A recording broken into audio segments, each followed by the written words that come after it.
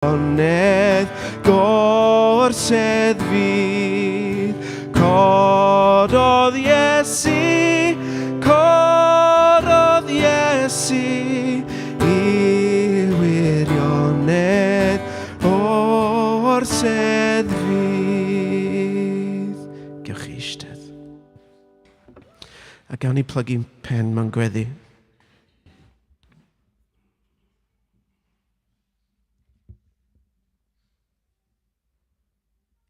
Dyw mae mor braf canu sut nes di godi yn ôl yn fyw. Mae mor braf ddod at ein gilydd yn ein coffa ni o'r gwirionedd hwnnw. Diolch i ti Dduw. Diolch i ti Dduw am sut ti'n dod ar bywyd newydd yno ni. A sut ti'n codi ni yn ôl yn fyw hefyd. A sut gyda ni'r obaith hynny yn y ti. Dyw, da ni'n troi at y byd o'n cwmpas ni, y byd sy'n cynnwys ein ffrindiau, ein teuluoedd, a pobl da ni'n gweithio efo nhw. A da ni eisiau'r un gobaith i gael ei plannu yn nhw bob diwrnod, Dyw. Da ni'n diolch i ti bod ti'n ffyddlon ni alw bobl at y ti. A Dyw, dyna ein gobaith ni hefyd. Dyw, da ni'n cofio pobl sydd ddim efo ni bore yma oherwydd salwch neu oherwydd tristwch. Da ni'n cofio nhw. A da ni'n gofyn i ti i iachau nhw. I ti ddod ar bywyd newydd yna mewn grym yn ei bywydau nhw hefyd. Mewn ffordd dyn nhw ddim yn dianc ohono fo. Dyw, da ni hefyd yn cofio ein brodyr anchwiorydd ni o gwmpas y byd sy'n dathlu'r un fath yn ni, efallai ar amseroedd eraill. Da ni'n cofio nhw a sut ti'n croesawu pawb i fod yn rhan o dy deulu di. Da ni'n gofyn i ti fod efo ein brodyr anchwiorydd sy'n addoli dan erlyd. Da ni'n cofio nhw bore yma. Dyw heddiw wrth i Denzil dod a'ch gair chi ato ni, da ni'n gofyn i ti siarad efo ni, symud ono ni, helpa ni i rando arno ti. Helpa ni sylweddoli mae gwahoddiad personol o'i ti'n estyn tuag ato ni. Helpa ni ymateb ac i fod ni fydd i ti. Amen. Gawn ni godi eto i ganu'r emynola cyn y neges.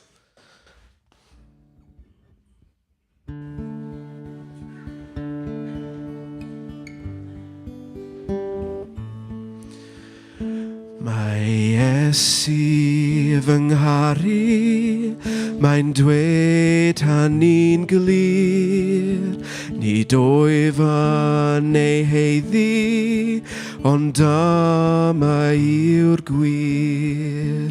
Pa ots an fan eraill, pa ots beth yw'r si, dim ond barn fy Iesu sy'n cyfri fi mi.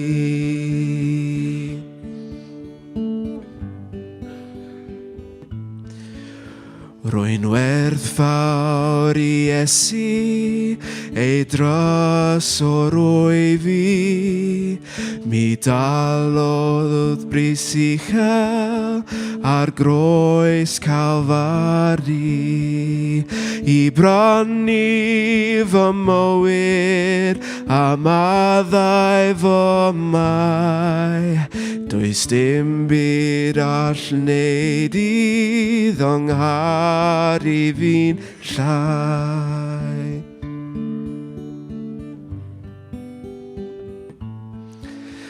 Nid ydw fy'n berffaith yn nawr diw awr, ond mae Mae Iesu fy nerbyn a meddian ni'n llwyr. Di amod, di gwilydd, di derfyn ei hyd. Nid oes cariad tebyg i'w gael yn y byd.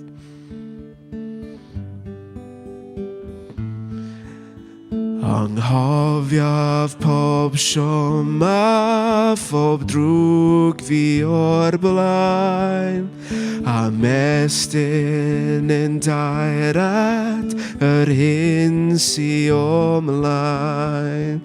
Cyflymaf Iesu, fy nod y diwedd, a byw yn ei gariad yw'r wobr yn y nef. Cyflymaf Iesu, fy nod y diwedd, a byw yn ei gariad i'w wobr yn y nef. Amen.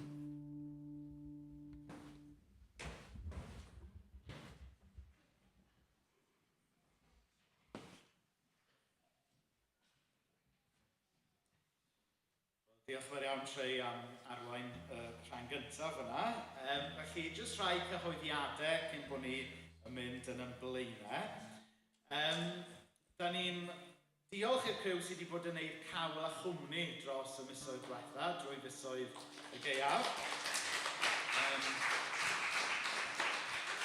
A gan bod y tywydd yn cynhesu, diolch wedi teimlo felly bore yma, gan bod y tywydd yn cynhesu, ni wedi penderfynu bod dim angen cawl na cynhesrwydd bellach, ond mae dal angen cwmni. Felly, bynawn dydd Iau am 2 o'r gloch, mae yna groeso i unrhyw un ddod i'r rhestru i drafod be ni am wneud yn y slot cawl a chwmni dros fisoedd yr haf nawr. So, y syniad yw fi'n meddwl bod ni dal mynd i agor y gofod, ond bydd y fwy o paned a bisged neu paned a chacen dros fisoedd yr haf nawr. So, unrhyw un sydd â diddordeb trafod y ffordd ymlaen efo hynny, pnawn dydd Iau am 2 o'r gloch yn y rhestru. Wedyn, cyhoedd nesaf yw, mae rhai o'ch chi'n ymwybodol fod Dylan ac Efa sydd wedi bod yn dod i Cari Cersalem ar nos Sul, sy'n aelodau yn yr Eglwys Penticostalaidd. Maen nhw'n cael eu bedyddio heddiw am 1 o'r gloch yn y Lagoons yn Llanberis. Felly, os ydw i wedi deall yn iawn, y Lagoons ydy, ydych chi'n troi i'r chwith just wrth o mewn i Llanberis. Felly, mae yna groeso cynnes i unrhyw un ymuno gyda ffrindiau o'r Eglwys Penticostalaidd am 1 o'r gloch heddiw yn Llanberis i nodi a dathlu bedydd Dylan ac Efa. Wedyn heno, fydd noson Cari Cersalem yma am 6 o'r gloch yn ôl yr arfer. Wedyn, Sul nesa, wel mae'r rhyfedd cael croesawu Denzil yma, Sul yma, achos Sul nesa, mae Robert Roberts yma. Mae fel bod boes y 70au, i ni mynd 10 mlynedd heb weld dim un ohonyn nhw, a wedyn mae 2 ohonyn nhw'n troi lan o fewn mis. So fydda i ym Mhen y Groes, a fydd Robert, y ffrind i ni o Forfan Efyn, yma yn pregethu. Ond, a mae hwn yn gyhoeddiad pwysig, yn dilyn yr oedfa bore dydd Sul nesaf, felly tua 15 wedi, 20 munud wedi 11, byddwn ni'n cael y cwrdd eglwys byr i rannu gwybodaeth ynglyn â agor yr enwebiadau ar gyfer ethol aelodau newydd i'r tîm arwain. So fydd hwnna'n dilyn yr oedfa Sul nesaf.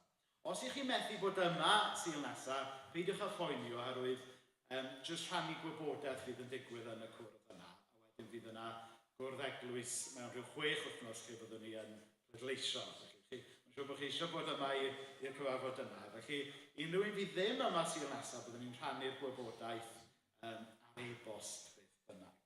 So, dyna ni, fi'n meddwl, rhan cyhoeddiadau. Dwi'n edrych at yr ysgrifennydd, na ni, popeth wedi cyfro.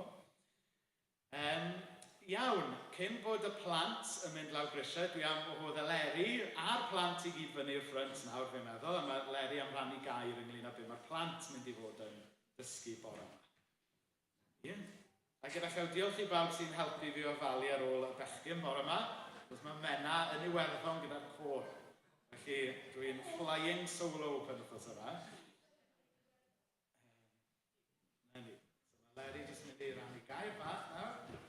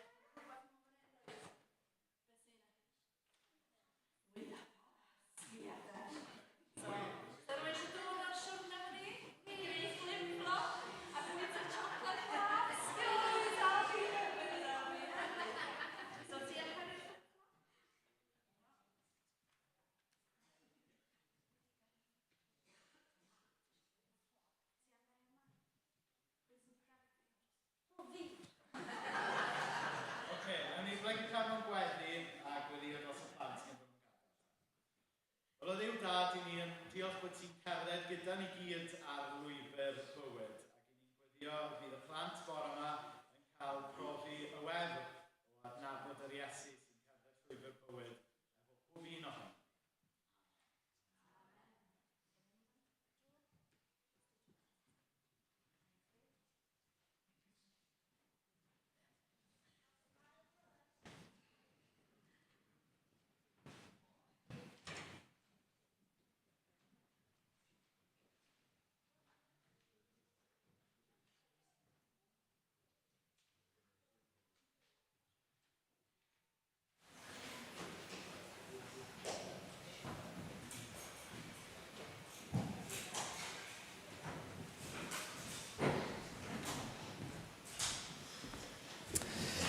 Wel, ffrindiau, mae'r darlleniad bore yma yn dod o lythyr Paul at y Corinthiad, 1 Corinthiad, pennod 15. Nawr, frodyr a chwiorydd, dwi eisiau'ch atgoffa chi'n llawn o'r newyddion da wnes i ei gyhoeddi i chi. Dyma'r newyddion da wnaethoch chi ei gredu, ac sy'n sylfaen i'ch ffydd chi. Dyma'r newyddion da sy'n eich achub chi. Os wnewch chi ddal gafael yn beth gafodd ei gyhoeddi i chi, dwi'n cymryd eich bod chi wedi credu go iawn, dim credu heb wir feddwl beth roeddech chi'n ei wneud. Y prif beth wnes i ei rannu gyda chi oedd beth erbyniais i, sef bod y Meseia wedi marw dros ein pechodau ni, fel mae'r ysgrifau sanctaidd yn dweud. Yna ei fod wedi ei gladdu a'i fod wedi ei godi yn ôl yn fyw ddeuddydd wedyn, fel mae'r ysgrifau sanctaidd yn dweud. Wedyn bod Pedr wedi weld ar 12 disgybl. Ar ôl hynny, cafodd ei weld ar yr un pryd gan dros 500 o'n brodyr a'n chwiorydd ni sy'n credu. Mae'r rhan fwyaf ohonyn nhw'n dal yn fyw heddiw, bod rhai sydd bellach wedi marw. Yna gwelodd Iago fe, a'i gynrychiolwyr eraill i gyd. Ac yn olaf, ces i ei weld. Fi, yr erthyl o apostol. Fi ydy'r un lleia pwysig o'r holl rai ddewisodd y Meseia i'w gynrychioli. Dwi ddim hyd yn oed yn heiddi'r enw apostol, am fy mod i wedi erlyd yr eglwys Dduw. Ond Duw sydd wedi gwneud i yn beth ydw i, drwy dywallt ei heilioni arna i. A dydy ei rodd ddim wedi bod yn aneffeithiol. Dwi wedi gweithio'n galetach na'r lleill i gyd. Nid fy mod i fy hun wedi gwneud dim go iawn. Roedd Duw oedd ar waith yno fi. Beth bynnag, does dim gwahaniaeth os mai fi neu nhw sy'n gwneud y cyhoeddi. Dyma'r neges sy'n cael ei chyhoeddi a dyma dych chi wedi credu. Os ydyn ni'n cyhoeddi fod y Meseia wedi godi yn ôl yn fyw, sut mae rhai pobl yn gallu dweud fod y rhai sydd wedi marw ddim yn mynd i atgyfodi? Os ydyn nhw ddim yn mynd i ddod yn ôl yn fyw, dydy'r Meseia ddim wedi atgyfodi chwaith. Ac os wnaeth y Meseia ddim codi, dydy'r newyddion da sy'n cael ei gyhoeddi yn ddim byd ond geiriau gwag. Mae beth dych chi'n ei gredu yn gwbl ddiystyr. Bydd hi'n dod yn amlwg ein bod ni sy'n ei gynrychioli wedi bod yn dweud celwydd am Dduw. Roedden ni'n tystio bod Duw wedi codi'r Meseia yn ôl yn fyw ar ôl iddo farw.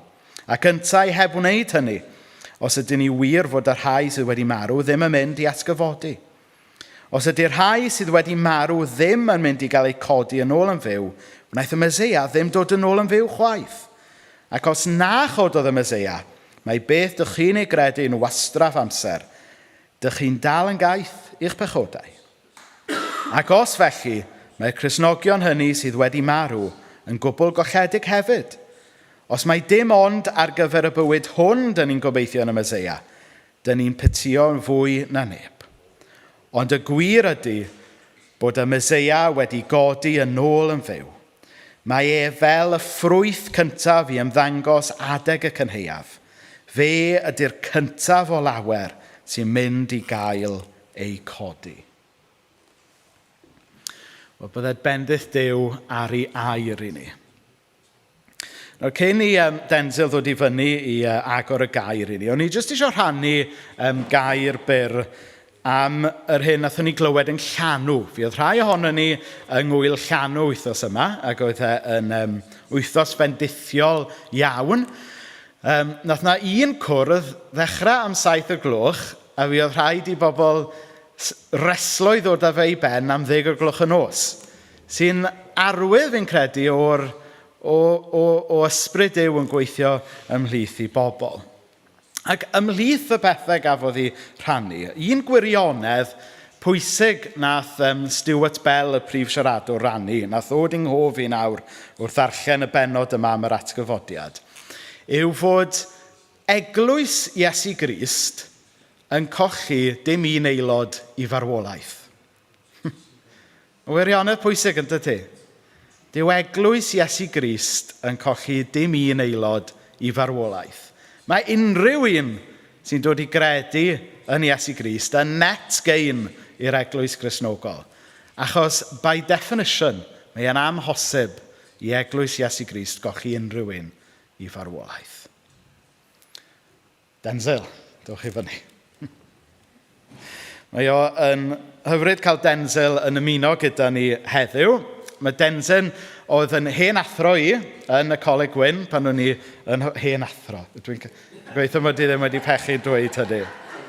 Ymadrodd yw hen athro, dim sylw at oedran. Ond ar hyn o bryd, Denzil hefyd yw chywydd yn bydyddwyr yr rhwydwaith o eglwysi mae Caersalem yn rhan ohono. Felly mewn ffordd, dyna sut i ni wedi cael get away gyda i berswadio fe i ddod fyny i agor y gair i ni bore yma. Felly, pob bendydd Denzil, i ni'n disgwyl mlaen i glywed y gair.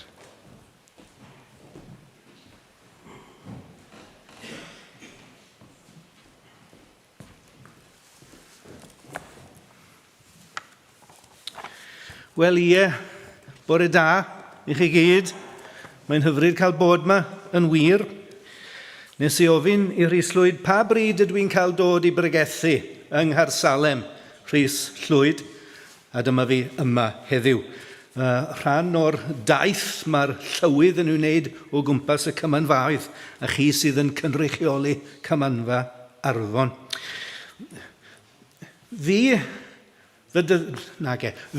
ordeiniodd Rhys Llwyd. A pan wedodd wrth i fod wedi cael galwad i ddod i Gaersalem, ac o'n i'n hen gyfarwydd â Chaersalem, ddwedai fwy am hynny nes ymlaen yn dyfech. Yr unig gyngor roies i Rhys Llwyd erioed, Rhys, os wyt ti'n mynd i Gaernarfon, mae rhaid i ti cael gwared o'r adeilad yna, adeiladu rhywbeth arall mwy pwrpasol. Ac wrth gwrs, nath i ddim gwrando gair arna i. Naddo. I ni dal yma. Ond i ni ddim dal yma chwaith, ynddo fe. Wy'n gweld Suzanne fyna yn y gwt, ynddo fe. Pan ddes i yma i bregethu i ddechrau yn 1972, capel hir, a phawb fel soldiers, ynddo fe, a byddwn ni'n dod i fyny o'r ogof o dan o'n ni, de. Chymod? Ac ar ôl hynny, mi oedd yr addoli yn digwydd yn yr ogof, yn y festri. A dyma fi'n dweud wrth Rhys, mae rhaid wedi cael adeilad mwy pwrpasol. Nath e ddim gwrando arna i, ond fe nath e hefyd. A dyma ni yma heddiw, a mae'n hyfryd i mi cael bod yma bendith Duw ar eich gwaith. De. Maen nhw'n galw'r sul yma y Pasg Bach. Yn Saesneg, Low Sunday. A fel arfer, mae'ch cynulleidfa chi yn fach ar Low Sunday. Mae'n dda gweld cynifer ohonoch chi yma, y sul ar ôl y Pasg. A dwi am sôn am y Pasg. A dwi am ddechrau nid gyda'r darlleniad i chi wedi clywed, fe ddown ni at hwnnw mewn munud. Dwi am ddechrau gyda ffregaeth enwog yr Apostol Paul yn Ninas Athen, yn llyfr yr Actau.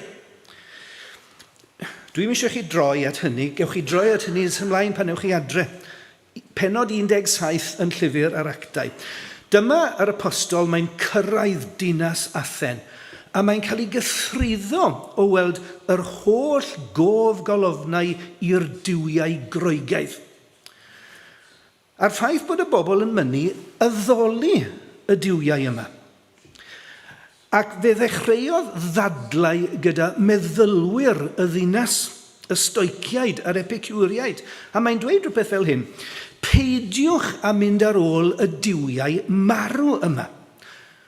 Ffrwyth dychymig dyn ydy'r diwiau hynny, ond ewch ar ôl Iesu, ar diw byw. A mae'r ymateb fel hyn, beth yn y byd mae'r clebryn yna yn mynnu i ddweud? Ta beth ydyn nhw'n dweud hynny amdano ni fel pregethwyr? Beth yn y byd mae'r clebryn hwnnw yn mynnu i ddweud? Ac yna, mae Luc sydd yn adrodd y stori yn llyfr yr Actau, mae'n dweud peth fel hyn. Oherwydd cyhoeddi'r newyddion da am Iesu a'r atgyfodiad yr oedd. Beth yn y byd mae'r clebryn hwnnw yn ei ddweud? Oherwydd cyhoeddi'r newyddion da am Iesu a'r atgyfodiad yr oedd. Nawr, yn yr iaith Roeg, y gair Groeg am atgyfodiad yw anastasis. A maen nhw'n clywed y geiriau hyn, Iesu a'r anastasis. O'n nhw'n meddwl mai Duw arall oedd anastasis. Nage, Iesu a'r atgyfodiad. A mae'n dweud peth fel hyn, nid y diwiau marwaidd hyn cynnyrch dwylo dyn, ond Iesu a'r anastasis, Iesu a'r atgyfodiad, mab y Duw byw. Yn wir, medda fe, a dwi'n ymddeheiro, dwi'n defnyddio yr hen Feibl. Oedd e'n newydd i fi, beth bynnag yn dy fe, chymod, nid Beibl Arfon Jones, a dyna beth gewch chi y bore yma. Yn wir, edrychodd Duw heibio i amserau yr anwybodaeth, ond y nawr mae'n gorchymyn i bawb ym mhob man edifarhau. O blegyd gosododd ddiwrnod pryd y bydd yn barnu'r byd mewn cyfiawnder, trwy ŵr a benododd. Ac fe roes sicrwydd o hyn i bawb trwy ei atgyfodiedd oddi wrth y meirw. Sicrwydd pwy ydy hwn? Mab Duw am i fod wedi i atgyfodi oddi wrth y meirw. Nid y diwiau meirwon hyn, ond mab y Duw byw. Mae dyddiau'r gwamalu wedi dod i ben, medda fe. Dim ond un Duw sydd, ac un ni'n atebol iddo fe. A phrawf o'i ddiwdod yw iddo fe godi yr Iesu yn fyw ar fore'r trydydd dydd. Cyhoeddi'r newyddion da am Iesu a'r atgyfodiad. Dyna beth oedd Paul yn ei wneud yn yr hanes hwn. Ac yn y cyfnod yma, chymod y Sul ar ôl y Pasg, Sul y Pasg bach, dwi eisiau dal i sôn am yr atgyfodiad. Cyhoeddi'r newyddion da am Iesu yr atgyfodiad. Dych chi'n cofio'r ymateb? Yr ymateb i bregeth Paul, gwrandewch. Pan glywsant am atgyfodiad y meirw, dechreuodd rhai wawdio. Ond dywedodd eraill, wel, fe gawn dawrando ar y pwnc hwn rhyw dro eto. Felly fe aeth Paul allan o'i misg, ond ymlynodd rhai pobl wrtho a chredu. Ac yn ei plith Dionysius, aelod o lys yr Areopagus, a graig o'r enw Damaris ac eraill gyda nhw. Nawr, dyna'r tri ymateb y cewch chi yn wastad wrth i neges yr Iesu ar atgyfodiad cael ei bregethu. Mi fydd rhai yn gwawdio, yn ymwrthod, yn gwrthod credu. Mi fydd eraill yn simsanu. A'r simsanu yn aml iawn yn cuddio anesmwythyd cydwybod. Yr anesmwythyd sydd yn ofni ymrwymo. Wel, efallai y do fi i gredu, ond dim eto, dim nawr, rhywbryd arall. Ac yna yn drydydd fe gewch chi bobl sydd yn ymateb, ac yn ymateb yn syth, yn credu ar ei ben y ffydd honno sydd yn arwain i'r bywyd. Ond ymlynodd rhai pobl wrtho a chredu. Nawr, dwi ddim yn eich nabo chi, wy'n nabod ambell un yma. Mae'r rhan fwyaf ohonoch chi, wel, boes bach, plant bach o chi ddim yn bod trwy dethau bus yma, dweud y gwir. Dwi ddim yn eich nabo chi, nabo rhai ohonoch chi, ond dwi'n gobeithio bod chi ymlith y trydydd dosbarth yna. Wy'n gobeithio mae pobl sydd yn credu ydych chi. Gobeithio mai dyna pwy ydyn ni yma y bore yma. Nawr, pam tybed? Pam mae Paul mor dair ynghylch pwysigrwydd yr atgyfodiad? Pan oedd Paul yn y bregeth honno, ewch adre i ddarllen y bregeth honno yn llyfr yr Actau. Pan mae'n dechrau bregeth trwy sôn am Dduw y Creawdwr, y Duw a wnaeth y byd a phob peth sydd yn y byd, crefydd naturiol. Mi oedd bobl yn barod i wrando ar hynny. Chymod, doedd dim byd yn hynny oedd yn cythruddo pobl. Pan oedd e'n sôn am ryw ddiwdod amwys sydd yn gyffredin i holl grefydde'r byd, yr oeddent i geisio Duw yn y gobaith a gallen rhyw fodd ymbalfalu amdano ei ddarganfod, wel, doedd neb yn troi blewyn. Ond pan mae'n sôn am Iesu ar atgyfodiad, mae'n taro nerf. Os yw hyn yn wir, mae crefydd rheswm yn cael ei throi wyneb i weired. Os yw hyn yn wir, mae crefydd natur yn cael ei chwildroi yn llwyr. A dyna beth mae Iesu ar atgyfodiad yn ei wneud. A dyna pam waranta i bod hi yn newyddion da. A mi bod hi'n torri ar draws yr hyn sydd yn ddisgwyliedig, yr arferol, yn ystradebol, yn llwydaidd ddiwefr, sydd yn dod â ni at yn darlleniad. Eisiau chi glywed y geiriau hyn eto, ymyddeuwch iddi, wy'n darllen o'r Beibl Cymraeg newydd. Yr wyf am eich atgoffa gyfeillion am yr efengil a bregethais i chwi. Ac y dderbyniaso chwythau. Yr efengil sydd yn sylfaen eich bywyd ac yn foddion eich iachawdwriaeth. Ydych yn dal i lynu wrth yr hyn a bregethais i, ond yn ofer y credasoch. Oherwydd yn y lle cyntaf fe dryddodais i chwi yr hyn a dderbyniais i Grist farw dros ein pechodau ni yn ôl yr ysgrythyrau. Iddo fe cael ei gladdu, a'i gyfodi y trydydd dydd yn ôl yr ysgrythyrau. Ac iddo yn ddangos i Cephas, Pedr oedd Cephas, ac yna i'r 12. Yna ymddangosodd i fwy na 500 o'i ddilynwyr ar unwaith. Yna ymddangosodd i Iago yna i'r holl apostolion. Ac yn ddiwethaf oll, fe ymddangosodd i minnau hefyd. Rydych chi'n cofio'r stori? Saul, Saul, paham yr wyt yn fy erlyd i. Pwy wyt ti, arglwydd? My fi yw Iesu. Yr hwn yr wyt yn ei erlyd. Caled yw i ti wingo yn erbyn y symbylau. Ac i minnau hefyd. Oherwydd y lleiaf o'r apostolion wyf fi a mi erlyd eglwys ddiw. Efengil yr iachawdwriaeth ac efengil yr atgyfodiad. Nawr te, ryw eglwys ryfedd iawn oedd eglwys Corinth. Dwi ddim yn gwybod os ydy Caersalem yn eglwys ryfedd iawn, ond mi oedd Corinth yn eglwys fwy rhyfedd hyd yn oed na Caersalem. Heb sôn am noddfa yn Llambed. Chymod, mi oedd hi'n ryfedd. Mi oedd yna rwygiadau yn yr eglwys honno. Darllenwch y stori yn y bennod gyntaf, yn y llythyr cyntaf at y Corinthiaid, a droddir fel ffaith fod yna, wel, mi oedd yna rwygiadau yna i ddechrau, mi oedd yna anfoesoldeb yna, yn dilyn hynny. A droddir fel ffaith fod yna anfoesoldeb yn eich plith, a hwnnw y fath anfoesoldeb na cheir mae honno hyd yn oed ymlith y paganiaid.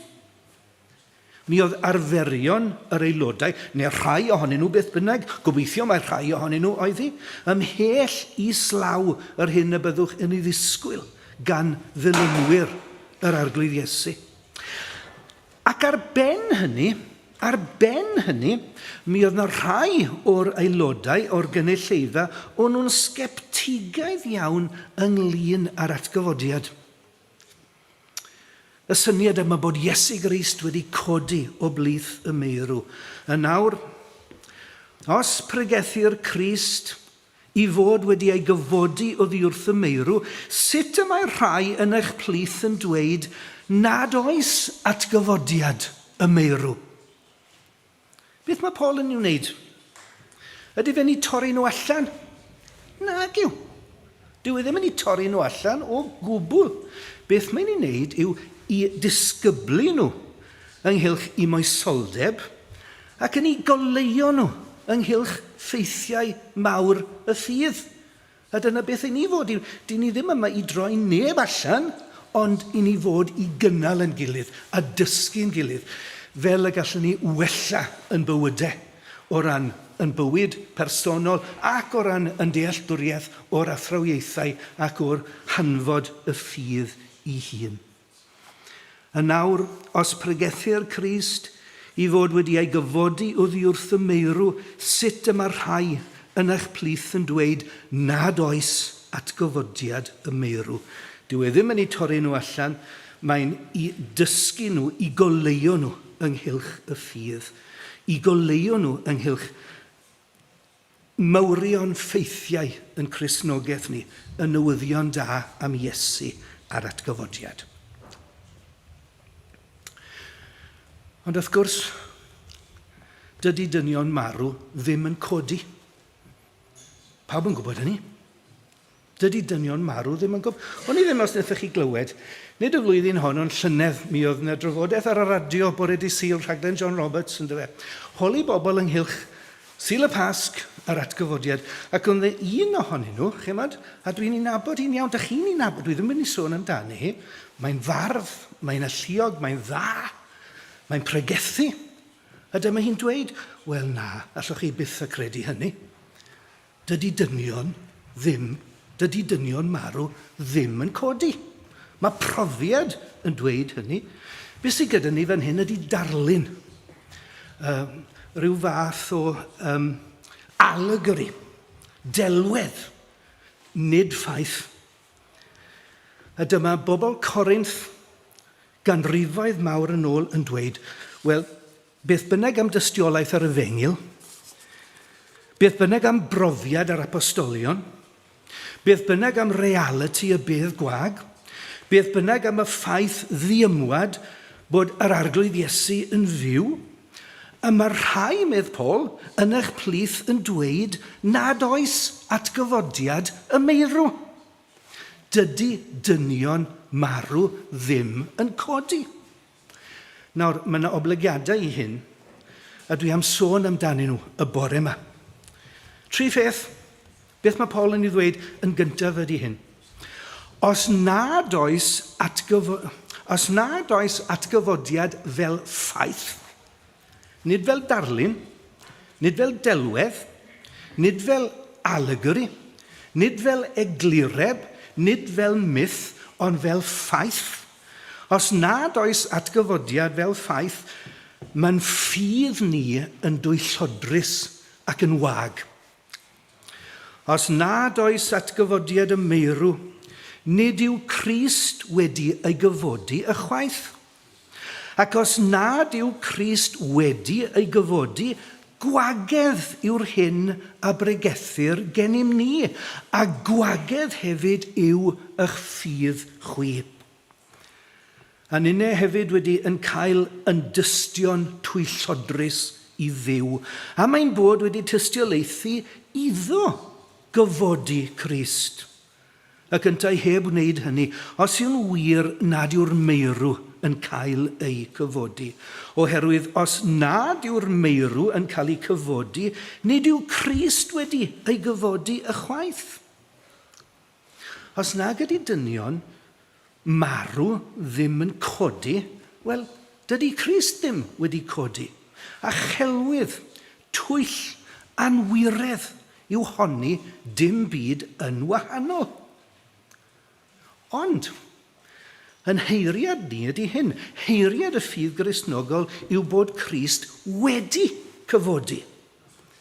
Yn fuddugoliaethus ar fore'r trydydd dydd. Nid fel delwedd, nid fel darlun, nid fel myth, ond fel reality gwrthrychol mewn lle ac amser. Mae wedi atgyfodi.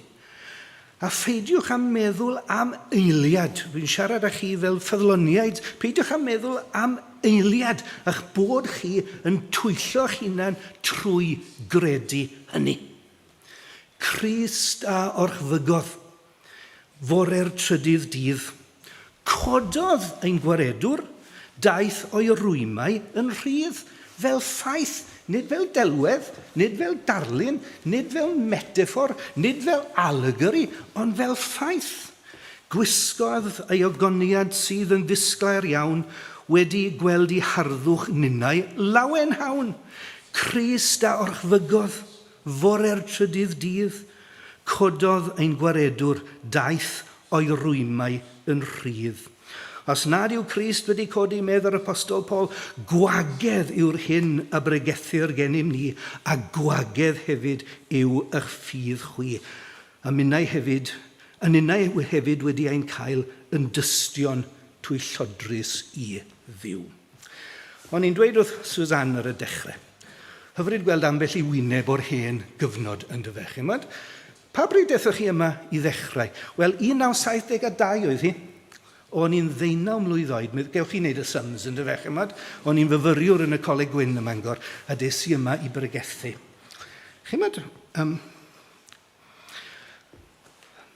A dwi'n ymwybodol, a dwi wedi bod yn ymwybodol, bues i'n dod i fyny pan o'n i'n fyfyriwr, fes i'n ôl i ddysgu yn y brifysgol, o'n i'n dod fan hyn, wedi bod yn dod yma ar hyd y blynyddoedd, ac yn ymwybodol iawn, mod i'n dod i eglwys sydd â thras ac yn rhydedd ac â gorffennol yn perthyn iddi hi. Dyma'r hen frawd ble mae e, Christmas yn dy fech, Mawrion y 4th ganrif ar 15. Christmas Evans. Dyma'r unig gapel bedyddwyr yn y gogledd, mae yna un yn y de yn gwybod yna, sydd ag apps iddo fe. Ac yn cuddio tu ôl i'r sgrin yna, mae yna lech fain i cynddelw Robert Ellis, un o bregethwyr mawr arall y 4th ganrif ar 15. Owen Davies yn y fan yna, mi oedd hwnnw'n gawr o ddyn. Mynd i mewn i'r 18fed ganrif. Humphrey Ellis draw yn y fan. Enwau, o'n nhw'n cael eu mewrygu yn y lle yma oherwydd bod na barhad. Peter Thomas, pa bryd ddes di yma i bregethu gyntaf? 68. Mae'n henach na fi, ydych chi'n gweld yn dyfa. Oedd yna un o'r hynafgwyr yn y coleg pan gyrraeddes i, a dweud y gwir yn dyfa. A'r gweinidog y pryd hynny oedd Tom Morgan yn dweud. Tom Morgan. Cyn hynny, I.D.E. Thomas, meddwl am yr ugeinfed ganrif yn nawr. O'n i yma pan... O'n i'n eistedd yn y fan yna pan gafodd Ioan i sefydlu yn 1974. O'n i yma wedyn pan ddaeth John Treharn i gael i sefydlu yn y fan yma. Chymod, un i yma o hyd. Mae yna olyniaeth sydd yn ymestyn yn ôl mynd am 2 ganrif. Chymod, beth sy'n clymu'r bobl yma ynghyd? Pobl oedd yn credu ac yn pregethu Iesu yr atgyfodiad. Nid dynion oedd wedi twyllo hunan oedden nhw, ond dynion oedd yn sefyll ar y gwirionedd ac yn brofiadol yw'r gwirionedd, y hynny yn sylfaen i'w pregethu. A dyna beth mae'n ei ddweud yn y fan hyn. Ai dynion a dwyllid. Take out the resurrection of Jesus, meddi un o'r esbonwyr, and there is nothing left. Only a decomposing corpse of an itinerant Jewish carpenter turned rabbi. Pregethu Iesu ar atgyfodiad. Take out the resurrection of Jesus and there is nothing left. Only a decomposing corpse of an itinerant Jewish carpenter turned rabbi. Os nad oes atgyfodiad, mae'n ffydd ni yn gyntaf yn dwyllodbrus ac yn wag. Beth am yr ail bwynt? Os nad oes atgyfodiad fel ffaith, nid fel delwedd, nid fel allegory, nid fel eglureb, nid fel myth, ond fel ffaith. Os nad oes atgyfodiad fel ffaith, does dim o'r fath beth ag iachawdwriaeth. Os nad yw Crist wedi ei gyfodi, ofer yw eich ffydd chwi ac yn eich pechodau yr ydych o hyd. Dro ar ôl tro yn y Testament Newydd, fe gaiff yr atgyfodiad i gysylltu a buddugoliaeth Iesu Grist dros bechod a thros marwolaeth. Geiriau Paul yn Rhufeiniaid yn y 6 bennod, gwrandewch arno. Beth yntai sydd i'w ddweud? A ydym i barhau mewn pechod mwyn i ras amlhau? Ddim ar unrhyw gyfri. Pobl ydym ni a fi farw i bechod. Sut y gallwn ni mwyach fyw ynddo? A ydych heb ddeall fod pawb ohonom a fedyddiwyd i Grist Iesu wedi ein bedyddio i'w farwolaeth. Trwy'r bedydd hwn i farwolaeth, fe'n claddwyd gyda ef fel megis y cyfodwyd Crist oddi wrth y meirw mewn ymlygiad o ogoniant y tad y bydda i ninnau cael byw ar wastad bywyd newydd. Ar y llaw arall, os na chyfododd Crist yr ydych yn eich pechodau o hyd. Ond meddych chi, mae'r Iesu wedi marw dros ein pechodau ni ar y groes. Dyna'r cwbl oedd ei angen. Mae e wedi dwyn baich ein anwireddau gan ddweud gorffennwyd. Wel, efallai yn wir. Efallai yn wir. Ond oni bai am fuddugoliaeth bore'r trydydd dydd, byddai'r Iesu yn dal yn ei fedd. Yn ninne dal y medd ein pechodau. Byddai marwolaeth wedi cael y trechaf arno fe ac angau fydde wedi cael y gair olaf i ninnau. Ond nid dyna ddigwyddodd.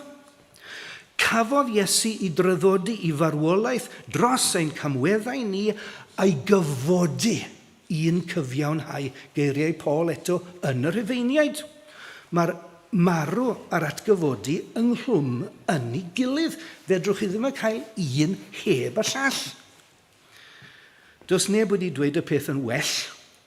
Neb wedi cael y balans yn gywirach na William Spatakelin. Gwrandewch arno.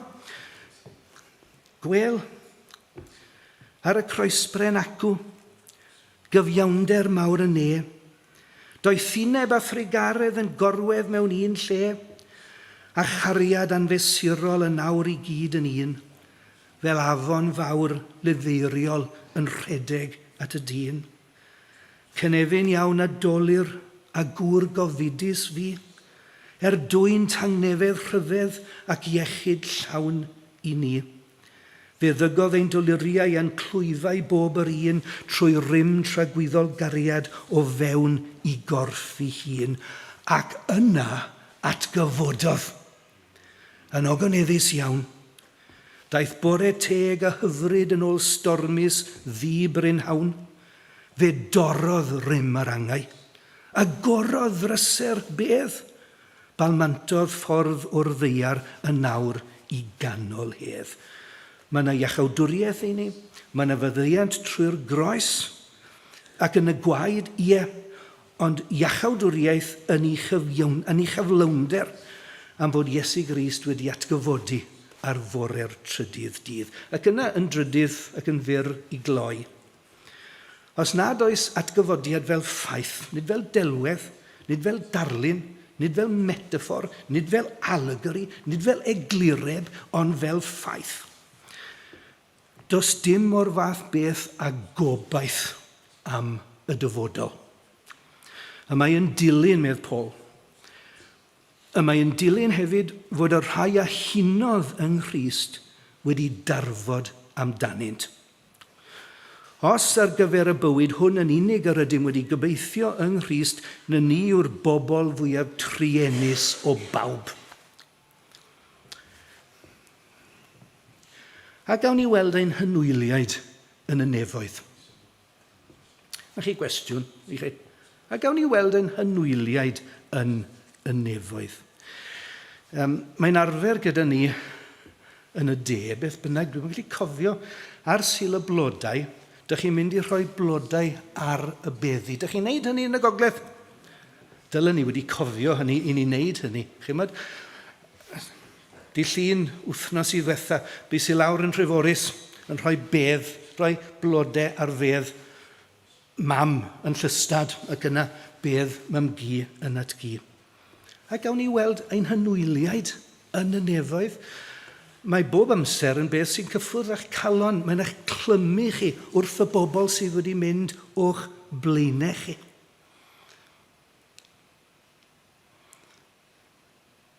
Mae wastad yn brofiad... gofyn mynd nôl at y nodiadau. Mae wastad yn brofiad pwerus am iddo fatgoffa o'r addewid am y cwlwm sydd rhyngon ni a'r cenedlaethau a aeth o'n blaenau ni. Dych chi'n cofio addewid yr Iesu? Yn hufen-had y mae llawer o drigfannau. Pe na byddai felly, a fyddwn ni wedi dweud wrthych fy mod yn mynd i baratoi lle i chwi. Ac os af a pharatoi lle i chwi, fe ddof yn ôl, a'ch cymeryd chwi ata fi fy hun, mwyn i chwythau fod lle yr wy fi. Geiriau yr Iesu yn Efengil Ioan. Gwyn i byd yr rhai sydd yn marw yn yr arglwydd, medd Ioan yn llyfr y datguddiad. Wel, ble maen nhw? Ble maen nhw? A gawn ni weld ein hynwyliaid yn y nefoedd. Ble maen nhw? Y maint o flaen gorsedd Duw ac yn ei wasanaethu ddydd a nos yn ei deml. A bydd yr hwn sydd yn eistedd ar yr orsedd yn preswylio gyda nhw. Dyna ble maen nhw. Dyna ble maen nhw. Dyna'r addewid, a mae e'n wir. Mae gweinidog yn cael profiadau cyfoethog o fod yng nghwmni i bobl. O'n i'n dweud chi, yndo, fe gyrraeddus i Goleg Bangor ymhell dros hanner canrif yn ôl 1972. Ges i fo ordeinio yn 1982. Ges i fwy o addysg nac mae e'n weddus i neb i gael, a dweud y gwir, gormod o lawer yn dyfe, chymod? A ges i fo ordeinio yn 82. Mae merched Calfaria Pen y Groes gyda ni y bore. O'n i'n weinidog ar Galfaria Pen y Gros yn y de. Pan o'n i'n gweld John Trehan, o'n i'n ei gyfarch e. Wel, sydd wyt ti gweinidog Calfaria Pen y Groes? Dyma fi, gweinidog Calfaria Pen y Gros, yn dyfe. Mae gweinidog yn cael profiadau cyfoethog iawn o fod ymhlith i bobl. Oedd gyda ni ddau ddiacon. gorffen gyda hyn, Vernon oedd un ohonyn nhw. A wy'n cofio, oedd Vernon wedi bod gyda'i fam pan y buodd hi farw. A dwi'n cofio fe'n dweud wrthai, Mr Morgan, o'n i'n barchus o'n gilydd y pryd hynny, yn dyfech yma, Mr Morgan o'n i. Sneb di galw Mr Morgan, Denzel ydw i gan bawb erbyn hyn, yn dyfech. Mr Morgan, o'n i'n credu'r bywyd tragwyddol ynghynt. Ond dwi wedi weld e nawr. Oedd e wedi bod gyda'i fam. Ac oedd gyda ni ddeacon arall, Meirig y Saer. A buos i gyda Meirig pan y buodd e yn croesi. A chymod, oedd e'n anymwybodol. A fe ddwedodd e beth fel hyn. Duw, cariad Duw. I'm going home. A bydd e farw. Ac ydi e. Mae Gweinidog yn cael profiadau hyfryd gyda'i bobl. Mawr yw dy fraint ni, Rhys-Llwyd. Mawr yw'n braint ni, Peter, yn dydi, cael gwneud y pethau hyn. Heddiw, medd Iesu, wrth y lleidir ar y groes. Heddiw, y bydde di gyda mi ymharadwys.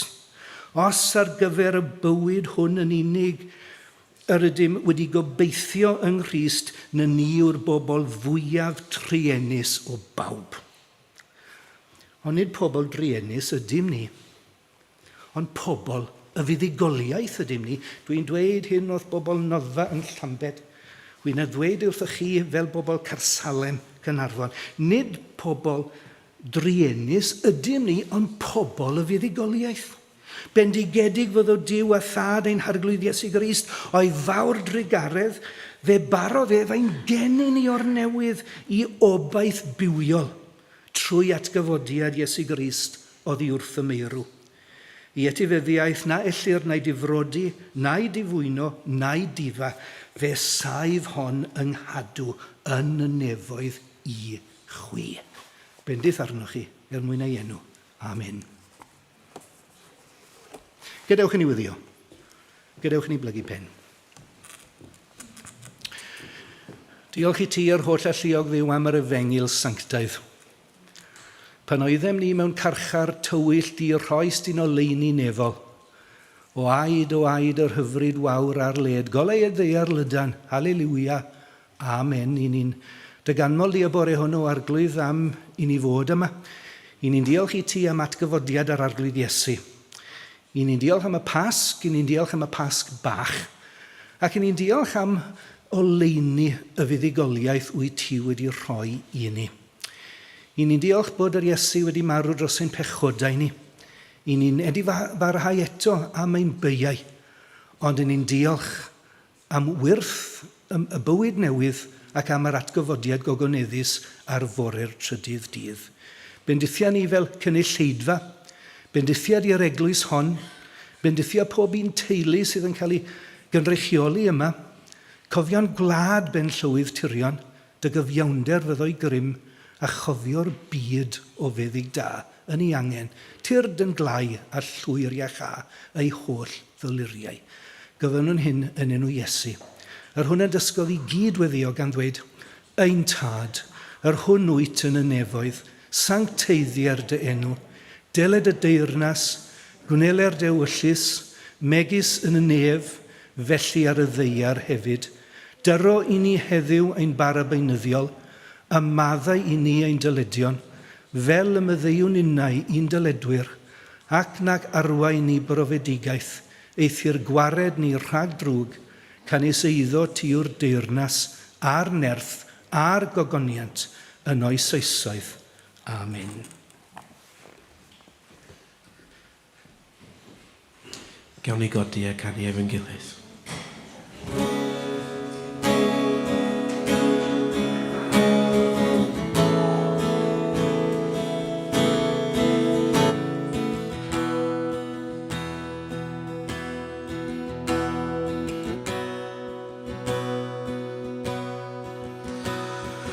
Rwy'n dod yn nes nag y bu mi erioed, gweitha fy methiant, mae croeso i mi. Edrych a ffydd lygair, ac mae dy garian mor glir. Yn nes ac yn nes o'r o'i ti yn fy ngwaith. Ath gariad y mamgylch mae'n nghalon yn rydd. Ti tymud fy hof ac yn fy ngneud i yn fydd.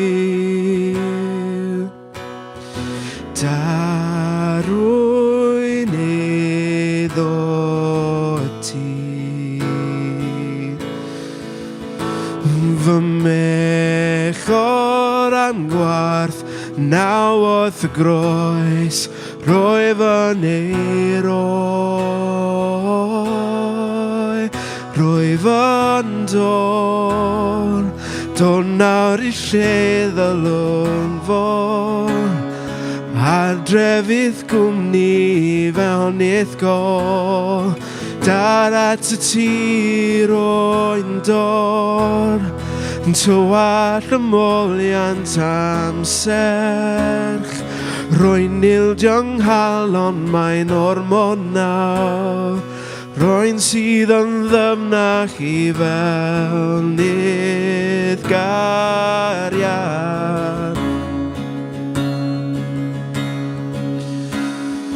Rwy'n dod yn nes nac y bym i erioed, a gweitha fy methiant, mae croeso i mi. Edrych a ffydd lygair, ac mae dy gariad mor glir. Dad, rwy'n eiddo i ti. Dad, rwy'n eiddo i ti. Fy mechor am gwarth, naw oedd y groes, roi fy neiroi,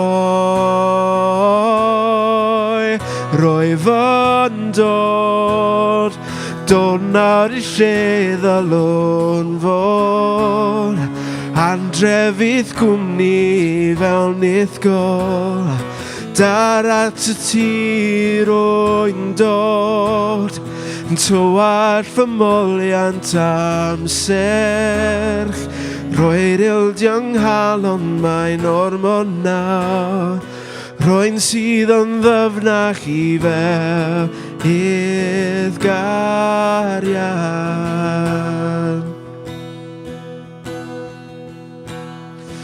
Wedyn dewis yn caru'n llwyr, yn feibion a merched am byth yn dy gariad di. Wedyn dewis yn caru'n llwyr, yn feibion a merched am byth yn dy gariad di.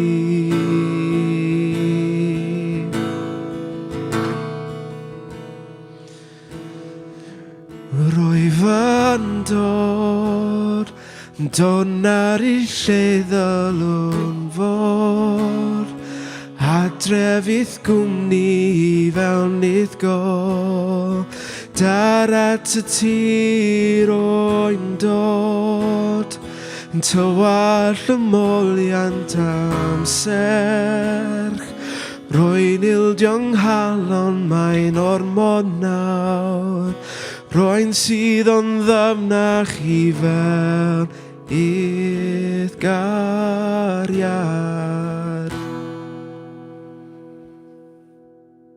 Gawn ni ddweud y gras wrth yn gilydd cyn gadael. Gras ein harglwydd Iesu Grist, a chariad Duw, a chymdeithas yr ysbryd glân, a fydd gyda ni oll o'r awr hon, hyd beth. Amen.